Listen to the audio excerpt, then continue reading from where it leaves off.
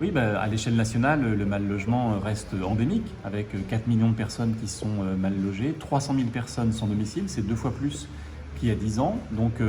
en France, on a réussi à contenir un peu le sans-abrisme pendant la crise Covid, avec 40 000 places d'hébergement qui ont été ouvertes supplémentaires, mais les personnes ont beaucoup de mal à accéder à un vrai logement pérenne.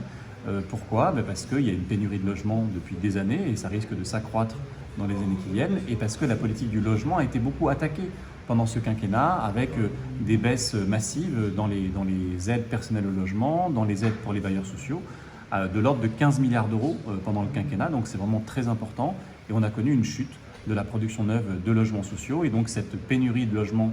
qu'on connaît risque de s'accroître dans les années qui viennent, dans un contexte social compliqué aussi par la hausse des prix, notamment des prix de l'énergie, qui fait qu'il y a beaucoup de gens qui ont du mal à payer leur loyer et qui ont beaucoup de mal à se chauffer, et donc qui se retrouvent en impayés, menacés de coupure d'électricité ou menacés d'expulsion. Le mal-logement touche les personnes qui sont déjà fragilisées par le monde du travail, par la vie, des personnes qui sont souvent seules, qui sont en contrat précaire avec des bas salaires, les jeunes, étudiants ou pas étudiants, les personnes qui ont peu d'entourage familial pour les aider, et les personnes qui sont dans des zones tendues, les grandes métropoles, le bord de mer, etc. Et donc ces personnes ont beaucoup de mal à